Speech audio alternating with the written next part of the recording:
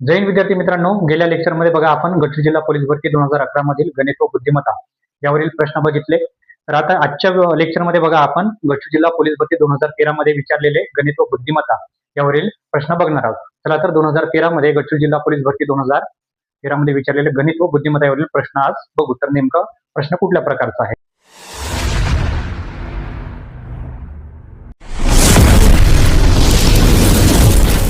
चला तर बघा, पहिला प्रश्न आहे आपल्याला जो की गडचिरोली जिल्हा पोलीस भरती 2013 मध्ये विचारलेला आहे.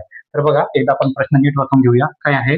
2, 4, 6, 7, 8, 10 या गटात कोणती संख्या बसत नाही? बघा काय विचारलेला आपला प्रश्न, या गटात कोणती संख्या बसत नाही. तर बघा आपल्याला काय दिले? 4 ऑप्शन दिलेले आहेत. ए मध्ये 2, 7, 10 आणि 8 असे दिलेले आहेत. तर बघा या गटात आपल्याला जे संख्या दिल्या आपण लिहून घेऊ एकदा. 2, 4, 6, 7, 8 आणि 10. आता बघा रे, इथं काय आहेत? आता बघा हे सर्व काही आहेत 2, 4, 6, 8 आणि 10. हे कितीने? 2 ने भाग जाणारी संख्या आहेत, म्हणजे समसंख्या आहेत. आणि साधच आपल्याला ही इथं वेगळी संख्या दिसते. हिला जर आपण 2 ने भागलं तर हिला भाग जात नाही. म्हणजे ही काय असू शकते? एकतर मूळ संख्या सुद्धा आहे आणि एकतर विषम संख्या आहे. म्हणजे या गटात न बसणारी संख्या कोणती असू शकते? तर 7 ही असेल. चला तर पुढचा प्रश्न बघू. चला तर आपला पुढचा प्रश्न आहे प्रश्न क्रमांक 2. बघा दिलेला काय? प्रश्न क्रमांक 2 गडचिरोली पोलीस भरती 2013 मध्ये विचारलेला प्रश्न आहे. बघा एकदा आपण वाचून घ्या. प्रश्न काय आहे? 7, 14, 21, 28 रिकाम्या जागी कोणती संख्या येईल असा प्रश्न विचारलेला आहे आपल्याला 2013 मध्ये. तर बघा या प्रश्नामध्ये काय केलेलं आहे? डायरेक्ट 7चा पाडा दिला आहे. चला तर आपण 7चा पाडा म्हणूया. काय होईल? 7 1 7, 7 2 14, 7 3 21, 7 4 28. मग काय येईल? 7 5 35, म्हणजे 7 गुणिला 5 होईल 7 5 35. म्हणजे योग्य उत्तर काय असेल? ऑप्शन सी हा योग्य उत्तर असेल. म्हणजे काय येईल? याचं उत्तर 35. तर बघा पुढचा प्रश्न दिलाय प्रश्न क्रमांक 3. काय आहे? एका विद्यार्थ्यास परीक्षेत 40 पैकी 26 गुण मिळाले असल्यास त्यास किती टक्के गुण मिळाले असा प्रश्न विचारलेला आहे. बघा 2013 मध्ये. आता आपण त्या दिवशी या पद्धतीचा प्रश्न सोडवलेला होता. त्याच पद्धतीने याला सोडवू. तर याला बघा आपण पहिले सूत्रानुसार घेऊया, नंतर ट्रिकनुसार. तर बघा सूत्रानुसार काय होतं? आपण काय सूत्र सांगितलं होतं? मिळालेले गुण गुणिला 100 भागीला काय होईल? एकूण गुण भागीला एकूण गुण. चला तर काय सूत्रानुसार आता सर्व आपण मान्य करून घेऊया. आता बघा मिळालेले गुण काय आहे? काय म्हणतात? 40 पैकी 26 गुण मिळाले. म्हणजे मिळालेले गुण काय असतील आपले? 26. मग घ्या 26 गुणिला काय असेल? 100 आणि काय म्हणता? एकूण गुण किती आहेत रे? 40.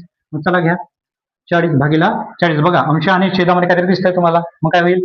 हे शून्य कॅन्सल होईल, हे शून्य कॅन्सल होईल. आता बघा 4 ने 26 ला भाग जाता का? नाही. पण आता बघा 4 आणि काय आहे? 10 कुठल्या तरी एका पाड्यामध्ये येतात.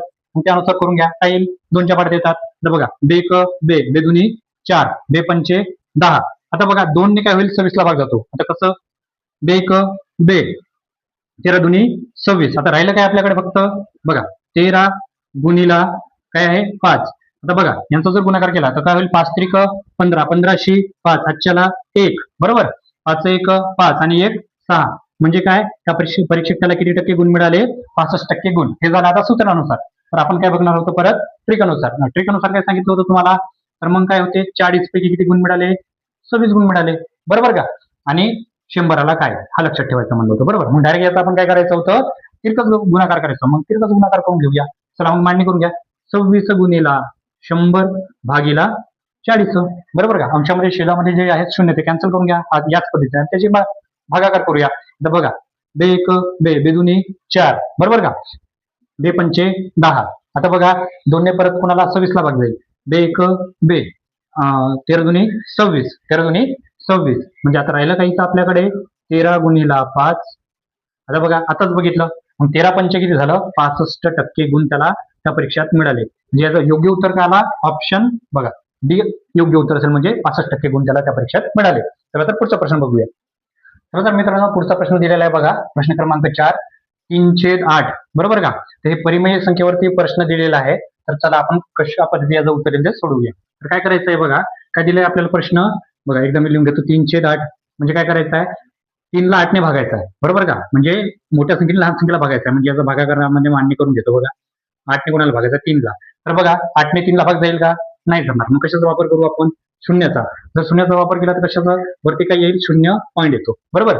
तर बघा आता भाग जाऊ शकतो. तर मग 8चा पाडा म्हणा. 8 1 8, 8 2 16, 8 3 24, 8 3 24. म्हणून कितीने भाग गेला 3ने, 8 24. आता राहिले किती बघा, काय झालं परत, काय होईल, 30 मधून काय गेले 24 गेले, उरले किती 6. बरोबर का. आता बघा तरी भाग जातोय का नाही, मग काय होईल परत शून्याचा वापर. आता 8चा फळा म्हणा, 8 1 8, 8 2 16, 8 3 24, 8 चौक 32, 8 पंचे 40. आता मोठी संख्या जात आहे का, जात आहे. 8 पंचे 40, 8 सकम 48, 8 साती 56, 8 साती 56 म्हणजे कितीपर्यंत गेलं, 56 पर्यंत भाग गेलं. बरोबर का. कितीने 7ने भाग गेलं, उरलं किती परत 4 उरलं बघा. आता बघा 4ला 8ने भाग जातो का नाही जात, मग कशाचा वापर करणार परत कितीचा, शून्याचा वापर करणार. मग काय होईल 8 पंचे 40, किती 8 पंचे 40. बघा उत्तर काय आला मग बघा 0.375, म्हणजे ते योग्य उत्तर काय असेल, ऑप्शन ए 0.375. बघा पुढचा प्रश्न सुद्धा कशावर दिलेला आहे, परिमेय संख्येवरती दिलेला आहे. तर मग त्याच पद्धतीने याला करायचं आहे, काय करायचं आहे 1ला 2ने भागायचं आहे. बरोबर का. तर मग चला करून घेऊया, म्हणजे कशाला काय करायचं आहे, 2ने 1ला भागायचं आहे. बरोबर ना. आता बघा 1ला 2ने भाग जातोय का नाही, मग कशाचा वापर करणार परत शून्याचा वापर करा. बघा शून्याचा वापर केल्यामुळे वरती काय आला 0 पॉईंट आला. आता भाग जाऊ शकतो का, जातो. 5 1 5, 5 2 10. बरोबर का. 5 1 5, 5 2 10, उरलं काय 0. बरोबर, याचं उत्तर काय आला 0.5. ऑप्शन ए हा याचा योग्य उत्तर असेल. चला तर पुढचा प्रश्न घ्या. चला तर बघा आपला पुढचा प्रश्न आहे, प्रश्न क्रमांक 6. काय आहे बघा, 50 52 53 61 74 यांची काय सरासरी किती, म्हणजे कशावरचा प्रश्न आहे, सरासरीवरचा प्रश्न आहे. बघा आपल्याला काय करायचं आहे, यासाठी एक सूत्र दिलेलं आहे. काय तर बघा ते लिहून घेऊ आपण. पहिले सुरुवातीला दिलेल्या सर्व काय संख्यांची बेरीज भागीला आपण काय घेतो, एकूण संख्या भागीला एकूण संख्या. बघा या सूत्रानुसार आपण यांचा काय काढू शकतो, सरासरी काढू शकतो. बरोबर का. आता बघा काय म्हणताय, पहिला वरती दिलेल्या सर्व संख्यांची बेरीज, म्हणजे आपल्याला काय करायला, वरती जे काही संख्या दिली त्यांची सुरुवातीला काय करायला लागेल, बेरीज करायला लागेल. तर चला करून घेऊ. काय होईल 50 50 प्लस 52 102, 102 प्लस 53 155, 155 प्लस 61 काय होईल 216, 216 प्लस किती 74 काय होईल 290. म्हणजे सर्व संख्यांची बेरीज किती आली इथं 290 आली. बरोबर का. आता बघा परत काय म्हणलाय, भागीला एकूण संख्या. आता भागीला एकूण संख्या मोजा, 1 2 3 4 आणि 5. एकूण संख्या किती आहेत भागीला 5.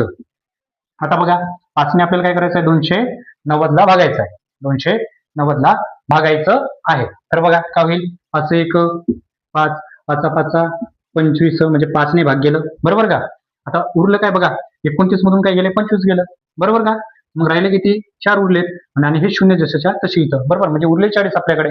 बघा आता 5च्या पाड्यात येतो परत काही 40 येतो, मग काय होईल 5 8 40, 5 8 40, 5 8 40, म्हणजे काय दिलेल्या सर्व संख्यांची सरासरी किती असेल मग 58. दिलेल्या सर्व संख्यांची सरासरी किती 58, म्हणजे याचा योग्य उत्तर काय असेल, ऑप्शन डी हे असेल. चला तर पुढचा प्रश्न घेऊया.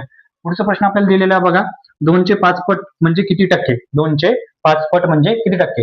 तर पट म्हणजे काय असेल गुणाकार, आणि टक्के म्हणजे 100. एवढं तर माहितच असेल. मग याला आपण कसं लिहू शकतो, तर मग काय करू शकतो आपण 2 गुणिला 100 भागीला 5. बरोबर. आता बघा 5 1 5, 5 2 10. आता उरलं काय रे आपल्याकडे 2 गुणिला 20, 2 गुणिला 20 या दोघांचा गुणाकार करा, 2 1 2 2 4, आणि हा शून्य जसाचा तसा. म्हणजे काय 2चे 5 पट म्हणजे किती टक्के 40%. याचं योग्य उत्तर असेल ऑप्शन सी हे याचं योग्य उत्तर असेल. चला तर पुढचा प्रश्न घेऊ. चला तर आपला पुढचा प्रश्न आहे प्रश्न क्रमांक 8. गडचिरोली जिल्हा पोलीस भरती 2013 मध्ये विचारलेला प्रश्न आहे. बघा प्रश्न क्रमांक 8 एकदा आपण नीट वाचून घेऊया काय आहे. बघा तर प्रश्न आहे, भाऊ व बहीण यांच्या वयाचे गुणोत्तर 3:5 आहे. बहिणीचे वय 30 वर्ष असेल तर भावाचे वय किती, असा प्रश्न विचारलेला आहे. काय विचारलाय, कोणाचं वय काढायचं आपल्याला, भावाचं वय काढायचं आहे. तर बघा अशा प्रश्नाला काय करता येईल, तर आपण सुरुवातीला या भाऊ व बहीण यांचे गुणोत्तर लिहून घेऊया. ठीक आहे. भाऊ व बहिणींचे काय लिहायचे आपल्याला सुरुवातीला गुणोत्तर. तर बघा प्रश्नामध्ये बघा भावाचे गुणोत्तर किती दिलेले आपल्याला 3 लिहून घ्या, आणि बहिणीचे गुणोत्तर किती दिलेले आहे 5. आणि बघा इथं परत आपल्याला काय दिलेलं आहे, बहिणीची वय दिलेली आहे. मग काय करू आपण बहिणीची वय त्याच्या समोर लिहून घेऊया. बरोबर का. मग आपण सरळ याचं काय करायचं, तिरकस गुणाकार करून घ्यायचा, म्हणजे डायरेक्ट आपल्याला काय भेटेल याचा आन्सर भेटून जाईल. तिरकस गुणाकार काय होईल बघा, काय होईल मग 30 गुणिला 3 भागीला 5 काय होईल भागीला 5. काय होईल बघा 5 1 5, 5 6 30. आता राहिलं काय रे आपल्याकडे 6 गुणिला 3, म्हणजे काय झाला 6 3 18. किती? सायंत्रिक 18. मग भावाचे वय किती असेल? 18 वर्ष. मग काय असेल? ऑप्शन बी आपला काय असेल? योग्य उत्तर असेल. ठीक. चला तर आपला पुढचा प्रश्न आहे बघा, प्रश्न क्रमांक 9. एका दिवसात किती सेकंद असतात? काय विचारलं आहे? एका दिवसात किती सेकंद असतात? तर बघा, यासाठी आपल्याला काय पाहिजे? तासाचं अनुमान पाहिजे. काय पाहिजे? तासाचं अनुमान. तर चला तर आपण लक्षात घेऊया. एका तासात किती सेकंद असतात? तर बघा, एका तासात असतात 3600 सेकंद असतात. तर आपल्याला विचारलं काय आहे प्रश्न? बघा एकदा नीट वाचा. एका दिवसात किती सेकंद असतात? आता बघा, आता काय म्हणलं मी? एका तासात किती म्हणलं? 3600 सेकंद असतात. मग बट आता काय असते? एका दिवसात किती तास असतात? किती तास असतात? 24 तास. मग काय करू? याला गुणीला आपण काय घेणार? 24. तर मग 24चा फाडा म्हणूया. काय होईल? डायरेक्ट 24चा फाडा देऊन 24चा फाडा म्हणू शकतो. तर 24चा फाडा म्हणा. 24 किती? 144 होतात. काय होतात? 144. आता बघा 144 घेऊ का पूर्ण? नाही. तर मग काय गेलं आपल्याला शेवटचं अंक म्हणजे काय असेल? 4. हातच्याला परत करायला आपल्याकडे 14. आता मग काय होईल? परत बघा 3 ने कुणाला गुणावं लागेल? 24 ला. मग काय होईल? 24 त्रिक 72. 72 आणि 14. चला तर यांची बेरीज काय होईल? 2 आणि 4 6 बरोबर, आणि 7 आणि 1 8. म्हणजे काय आलं? 86. हे लावा इथं 86. म्हणजे काय झालं? आता बघा उरलं काय? हे 2 शून्य उरले. 2 शून्य रेषेच्या तशी आपण इथं घेऊया. आता आलं काय यांचं उत्तर? बघा 86 400. 86 400 याचं उत्तर आला. तर आपण बट हे काय म्हटलं आपल्याला प्रश्न? हे किती असतील? एका दिवसाचे काय असतील? सेकंद असतील. काय असतील? एका दिवसाचे सेकंद. बघा मग योग्य उत्तर आपल्या याच्यामध्ये काय असेल? ऑप्शन सी हा आपलं योग्य उत्तर असेल. चला तर पुढचा प्रश्न बघूया. चला तर बघा पुढचा प्रश्न आहे प्रश्न क्रमांक 10. तर बघा एकदा आपण प्रश्न वाचून घेऊया काय आहे. तर बघा 8 रुमालांची किंमत 72 रुपये, तर अशा 48 रुमालांची किंमत किती? तर बघा इथे काय विचारलेलं आहे आपल्याला? 8 रुमालांची किंमत किती म्हणतोय? 72 रुपये. तर आपल्याला किती रुमालाची किंमत काढायची आहे? 48 रुमालांची किंमत काढायची आहे. चला सुरुवातीला आपण काय करू? तर पहिले रुमाल लिहून घेऊया. काय लिहून घेऊया? रुमाल. आणि इकडे लिहूया किंमत. काय लिहूया? किंमत. चला आता काय म्हणताय? 8 रुमालांची किंमत किती म्हणताय इथं? 72 रुपये. तर अशा किती रुमालाची किंमत काढायची आपल्याला? 48 रुमालांची किंमत काढायची आहे. तर मग आपण याचा काय करणार? डायरेक्ट तिरकस गुणाकार. काय होईल? 48 गुणिला 72. 48 गुणिला 72 आणि भागीला काय? 8. बघा काय होईल आता? आता बघा 8 1 8. 8 सकम 48. 8 सकम 48. तर उरलं काय? 6 गुणिला 72. चला मग यांचा गुणाकार करून घेऊया. काय होईल? साइन दोन्ही 12. 12शी 2. हातच्याला काय आलं? 1. बरोबर का? साइन 7 42 आणि 1 43. म्हणजे काय झालं? 48 रुमालांची किंमत काय झाली मग? बघा 432 रुपये. ऑप्शन ए हे योग्य उत्तर असेल. मग 48 रुपयांची किंमत काय मिळाली आपल्याला? 432 रुपये. त्याचप्रमाणे बघा पुढचा प्रश्न आहे प्रश्न क्रमांक 11. प्रसाद एका मिनिटात 42 शब्द टाईप करतो, तर 1.5 तासात तो किती शब्द टाईप करेल असा प्रश्न विचारलेला आहे. काय म्हटलं? एका मिनिटात 42 शब्द. तर आपल्याला काढायचे किती आहे? तो 1.5 तासात किती प्रश्न म्हणजे शब्द टाईप करेल. बरोबर का? या पद्धतीचा हा प्रश्न आहे. तर बघा आपण लिहून घेऊया. बघा इथे दिलेले आहेत आपल्याला मिनिट आणि आपल्याला काय दिलेले आहेत? शब्द. त्यानुसार लिहून घेऊया. चला करा मग. बघा एका मिनिटात काय म्हणताय? 42 शब्द. आता बघा एक गोष्ट लक्षात घ्या. आता आपल्याला काय देत आहे? हा इथं देताना मिनिट दिलाय, इथं दिलेला आहे तास. मग आपल्याला काय करावं लागेल? तासाचा मिनिटामध्ये कन्वर्ट करावं लागेल. आता लक्षात घ्या एका तासात किती मिनिटं असतात? 60. 60 आणि अर्धा तासाचे ते 30 मिनिटं. म्हणजे काय झाले? 90 मिनिटं. एकूण किती झाले? 90 मिनिटं. मग आपल्याला काय करायचं? यांचा सरळ परत तिरकस गुणाकार. चला मग करून घ्या. काय होईल?